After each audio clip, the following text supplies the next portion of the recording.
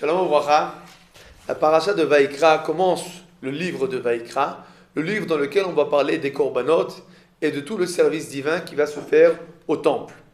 Le Midrash nous dit quelque chose d'extraordinaire. Il nous dit, sachez que si les peuples du monde savaient ce qu'ils ont perdu quand ils ont détruit le temple, ils ne l'auraient jamais détruit. Alors pour expliquer les paroles du Midrash, je vais vous raconter une petite histoire. On raconte sur le Rabbi Yaakov Abuchatzera qu'il était rave dans un certain village au Maroc.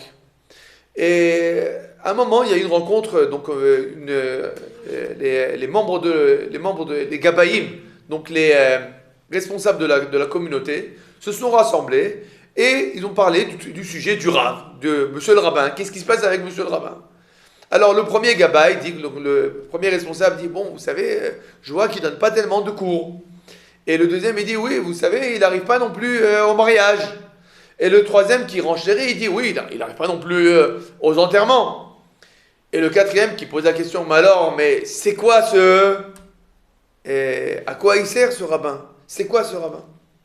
Bon, le cinquième dit, bon, puisque tout ce que vous nous dites est là, je pense que la bonne solution la conduite à adopter, c'est tout simplement de lui demander de quitter le poste.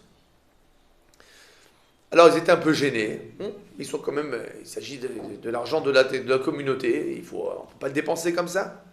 Ils vont voir Rabbi Yaakov Abuchatzera, ils disent, écoutez Rav, on voulait vous dire, on est un peu surpris que on ne sent pas vraiment votre présence dans la communauté, et nous pensons peut-être que nous devrons nous séparer. Alors Rabbi Yaakov leur dit, il n'y a pas de problème, ça ne me dérange pas du tout, mais je vous conseille quand même d'aller poser la question au médecin de la ville et à la sage-femme de la ville. Quelle est la situation au niveau des mort-nés, au niveau des maladies, etc. Alors, les Gabaïm, les responsables de la communauté entendent ça, ils disent, bon d'accord. Ils vont voir la sage-femme et ils disent, qu'est-ce qui se passe ces derniers temps? Dis-moi, combien de fausses couches par an, etc. Et la sage-femme leur dit, vous savez, je ne peux pas vous dire, il y a quelque chose d'extraordinaire. Je peux vous dire que ça fait 5 ans et demi exactement que nous n'avons plus aucune fausse couche dans tout le village. Ah, intéressant. Ils vont voir le médecin, ils posent la question au médecin, qu'est-ce qui se passe dans le pays, etc.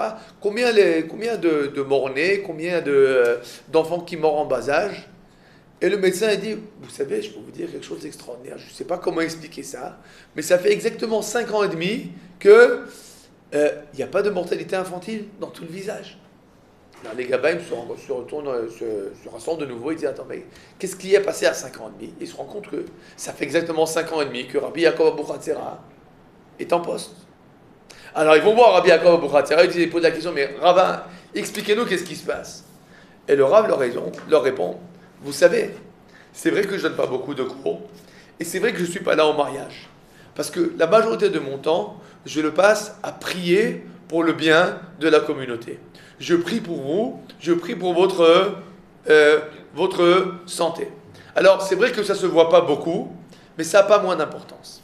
Et en fait, si on comprend cette histoire-là, on va comprendre ce que nous dit ce que nous dit le Midrash. Quand les Goïm, quand les peuples des nations ont vu le Beth Amikdash, alors ils ont vu des murs, ils ont vu des sacrifices. Alors ils se sont dit, qu'est-ce que ça change s'il y a les murs ou il n'y a pas les murs, il y a les sacrifices, il n'y a pas les sacrifices. Ce qu'ils ne se sont pas rendus compte, c'est que derrière ces murs et derrière ces sacrifices, il y a en fait la tfila du peuple juif pour le bien du monde entier. Et la proximité et la présence divine dans le temple, c'est elle qui a amené quelque chose d'extraordinaire dans le monde entier. Alors au jour d'aujourd'hui, des fois, on ne sent pas vraiment quel est ce manque, qu'est-ce qui nous manque par le fait que le temple n'est pas là. Mais si on avait des yeux pour voir, alors on se rendait compte qu'en fait, que l'humanité tout entière, avec la présence du temple, se comporterait de façon différente. Il y a des choses qu'on ne voit pas avec les yeux, mais qu'il faut entendre avec le cœur. Shabbat Shalom.